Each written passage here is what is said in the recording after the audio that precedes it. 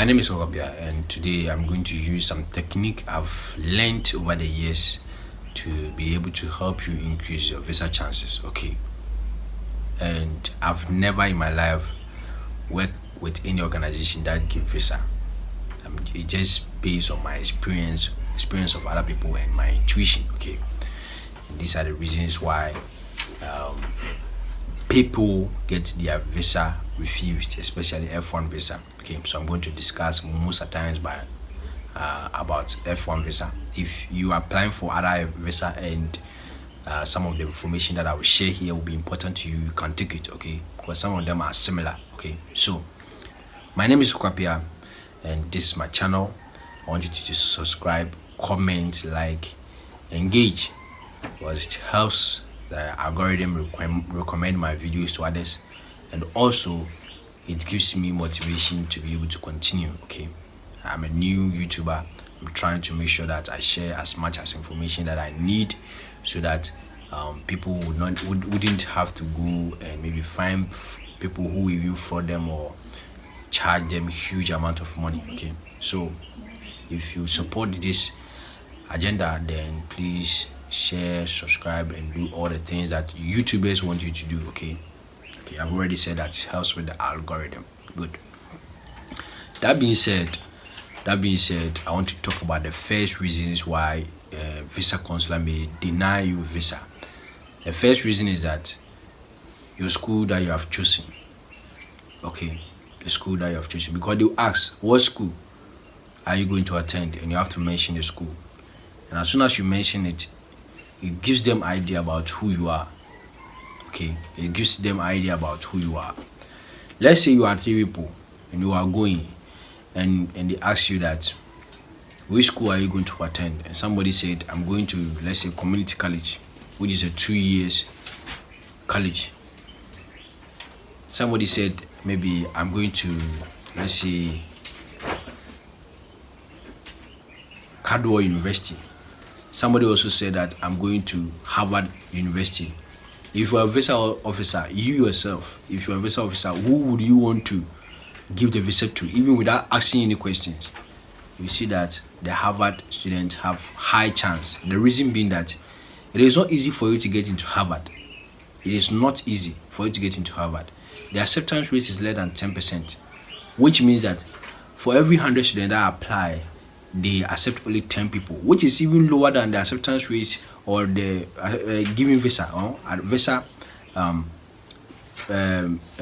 acceptance rate. Okay, so the number of people that they give visa to as compared to the admission rate of Harvard, it is even less. Okay, Harvard admission rate is less than the number of people that US people give visa every year. So that being said, they know that you know what you are doing. They know that you are academically strong to be able to get into Harvard. They know that you have bright future. They know that you are serious. They know that when you go to the school, you are really going to learn. Okay, so when they give you visa, they don't have any problem. So people that choose a good school, or school with low acceptance rate, or the schools that are hard to get in, they have high chances of getting visa as compared to those whose schools give, let's say, 100% admission rate. Okay, because going to community college is not anything difficult. It's cheap and they have high acceptance rate. Once you are able to meet the admission requirement, you always get visa. Okay, so that being said, I'm not saying that if you have admission to community college, it is automatically going to get your visa denied. But I'm saying that it will decrease your visa chances. You have to convince the consular more than somebody who got admission to Harvard. And one of the reasons why you have to even convince them more is because most of the times these small schools with high acceptance rate, like community college, let's say schools like Cadwell University, they do not provide enough scholarship to international students as compared to schools with low acceptance rate. If Harvard is accepting you, if Princeton is accepting you, if these Ivy League schools they are accepting you, they want to make sure that you have the financial support, that they will be able to meet your full demonstrated need for you to be able to come and learn. They will not give you the admission and later on realize that you can't come because of your finance, and then you spoil the seat. Okay, they will give you because they will make sure that they will help you finance your education. So along with your admission forms, you submit financial aid forms, which will help the school to be able to determine the amount of money that they are supposed to give you. And so they provide mostly full scholarship to international students. Okay, which lead me to finance. Which will lead me to what? Finance. Because these schools provide full scholarship to international students, it will lead me to finance. But before I talk about the finance, let me also talk about the course that you chose. And because I've also mentioned university, I want to also talk about the course that you've chosen. So they will ask you that what course. They will probably, most of the time they will ask you that what is. It's not every time. All these questions, all these reasons I'm listing right now, it's not every time that they will ask you. Some students, your case are different. Okay, so sometimes they will ask you that what course are you going to pursue, and the course you are going to pursue has something to do with your ties to your home country. Okay, and let me explain. Let's say you said you come back and come back to your country and help. Okay, but you are being sponsored by your uncle. We'll talk about that. Okay, I think that let me talk about that. Talk about the finance. Talk about the course individually, and after that, I'll give you the whole overview of how each of them is connected. Okay, because each of them is connected, and I don't want to start talking about how they are connected and we mention things that I've not discussed. Okay, so first thing is that the finance. The second thing is that finance. Okay, proof of what? Support, financial support. Who is going to sponsor you? Let's say the school gave you 70% scholarship and left with 30% for you to what? To pay. Who is going to sponsor you? So most people use their uncles. They get sponsorship from their uncle, their parents, their grandparents, their brothers, their siblings, their cousins, their husbands, and stuff like that. And the secret rule is that the more the person is close to you, the higher the person would be willing to give you the funds when you need it. Okay, and it's common sense. If like your friend is sponsoring you, your friend can decide that okay, today I'm no more friend with you, and because of that, I'll not be paying any of your tuition, and he has a right to do so. Okay, but if the person is your parent, it is very difficult for the parent to say that I will not be supporting you. It's difficult. So the more the person is close to you, the more willing that the person would want to support your education financially. Okay, so I'm not saying that if somebody choose parent and somebody choose uncle, the person who is choosing parent uncle will not be given visa. I'm saying that you will need to convince the visa counselor or the counselor more if the person who is supporting you is far from you. Okay, like your uncle is far from you as compared to your parents. I'm talking about bloodline. Okay, but when talk about that, you know what I understand. I understand what I mean. Your parents are there and you say that they are going to support you, and your uncle is there and you say they are going to support you. They are more naturally going to believe that your parents are going to support you more than as compared to what your uncle. You understand? Yes. So that's it. I also talk about ties to your home country. Ties to your home country. What do we mean by ties to your home country? Ties to your home country means that after your school, are you willing to come back? Is there something here in your home country that will pull you back or pull you back when you go there or after you complete your school? It can be that you are the only child of your parents, and so because of that you want to come back and help them or take care of them. It can be that there is you have to come and inherit something very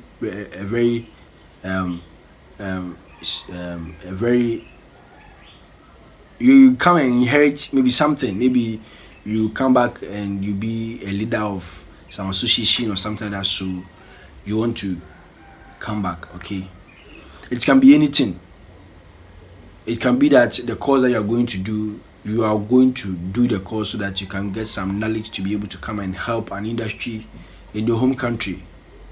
So the home ties basically means that what is in this country that can be able to pull you after your education.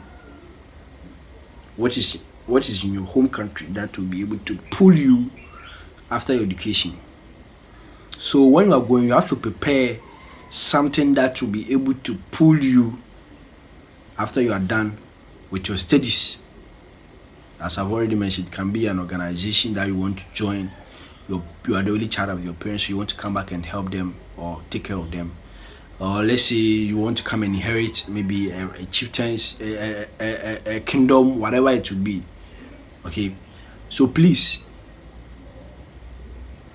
develop something that will pull you to this country after you are done with your studies.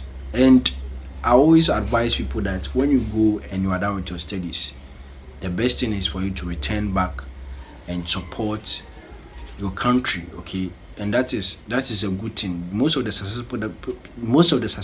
successful people that we know, that's what they did to be successful. They went there, they studied, they were nobody, they came, they started something, and all of a sudden, because of the knowledge that they have gained, it gave them advantage and they became the prominent people that we know. Okay, so it is always good that you think about your plans to come back and support or do something here. It really helps. Okay, and one thing I also talk about is the gap year, and this is a very serious junction that if you don't take care, you will not get visa. The gap year means that after, let's say, your secondary school, you stayed home for, let's say, 1 year or 2 years or 3 years.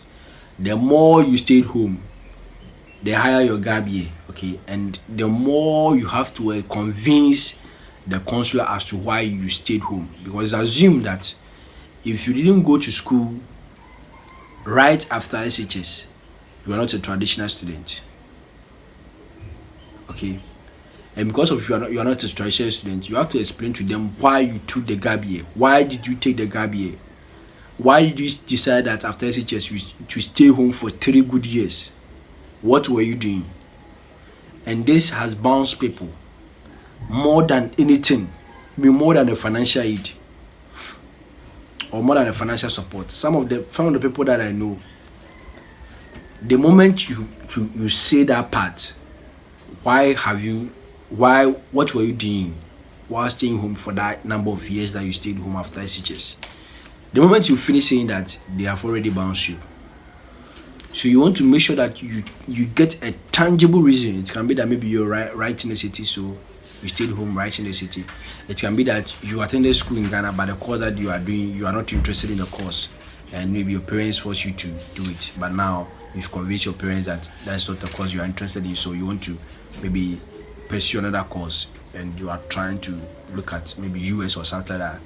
Give a tangible reason as to why you were staying home. Don't go and mention anything about you were working to get money, anything, blah blah blah. Don't go and mention anything that involves money. It can be that you were volunteering or something like that. Don't go and mention anything that involves that you were working for money, because I don't know how you are going to convince them that you can afford to pay 30% of your let's say of your cost of attendance, which is left, and you were working, and they will ask you that what work were you doing, how much were you earning, and you see that the amount you were earning, I don't want to talk about that thing. It will even make the video long, but don't go and mention anything about you were working. It can be volunteering or whatever it will be. Okay, yes. Your age, it is assumed or statistically assumed that the higher your age, I say like your age as compared to the class that you are, or maybe the level you are. Let's say you are an undergraduate and you're 18 years. It is assumed that because you are still a kid, your focus will be on learning. If you are 24 years and you are now going for level 100, it will assume that when you've reached, your mind is no more on the book. It may be on maybe how to get settled, family, or maybe money and stuff like that, or work. So the higher your age, the less chance that you have. I'm not saying that if you are 30 years you cannot go. You can go, but you have to convince the consular more. So whatever I'm saying that is a disadvantage to you, I'm not saying that because of that they will bounce you, but it will put so much responsibility on you to make sure that you convince the consular more. Okay. Yes. Your academics. You may ask for your results. What was your SAT score? What was your WASSCE score? They want to know whether you are a good student. Okay, so if you are somebody who had, let's say, aggregate 30 and somebody had aggregate, let's say, 9, the consular will see the one with 9 to be more serious and more dedicated to studies as compared to somebody who got 30. If you got 30, what is the guarantee that when you go there, the things will not be so difficult for you to the extent that you would want to drop out and do other things? So the more like the good, if your academic results are good, it is assumed that you are dedicated towards studies and you learn and you continue to stay in school when you go there. Okay. I also talk about the course. The course is also very important. The course that you are going to do. The course that you're going to do has a very strong relationship with your ties to your home country. Let's say your home country, they don't have any engineering company. Okay, like let's say they don't have any they are not into AI. Your home country, they're not into artificial intelligence. Okay. But you're going to take a course in artificial intelligence. And maybe robotism, like your mind is like artificial intelligence and making robots. But you don't have that in your home country. There's no company that does that in your home country. It is assumed that after the knowledge that you have gained, you will not come, because when you come, there is nothing for you to practice what you've learned. So you'll be more willing to stay in the United States and do it than to come. So there's some courses that when you select, it doesn't make sense for you to come back to your home country. Let me give you an example. Let's say you are going to US to do nursing, and after the nursing, you want to come back to Ghana and support the country. It can happen. But if you are going to pay, let's say 50% of your cost of attendance, let's say $20,000, and you are saying that you come back and work for a country like, let's say, Ghana, how long will it take you for you to be able to get your return of investment? Because by the time you come, maybe you have invested about $80,000 in your education. How long will it take you as a nurse, a degree nurse student in Ghana, or a degree nurse worker in Ghana, to be able to get the return of your investment in your education? It can take about 30, 20 years. But when you do it in US, maybe 4 or 5 years, you'll be able to get your return of investment. So it will be assumed that because of the course that you're going to do in US and the work salary that you're going to receive in Ghana, you'll be more willing to stay in US than to come to Ghana to work. So the course that you choose can also determine what your ties to your home country is very important. How are all these things connected? They collect this information to make decision as to whether you are a good student, whether they should give you the visa, whether you come back, whether you have strong ties towards your home country, and the course you select can prove that you have strong ties to your home country or not. They'll ask you, the answer that you give will show that you have strong ties to your home country or not. they'll ask you about your financial support, who is going to sponsor your education, and that one will prove whether you have strong ties to your own country or not. Because if you say your uncle is going to sponsor you or your grandfather is going to sponsor you, he wants you to at least get benefit from, or get a return of investment from what he was giving you. Okay, so all these things will come and prove certain things. Okay, so they are interconnected, so you have to think about all these things. Okay, thank you very much for watching this video. I want you to subscribe to my channel and click on the notification bell so that if you want information like this, you'll be able to get it. Thank you.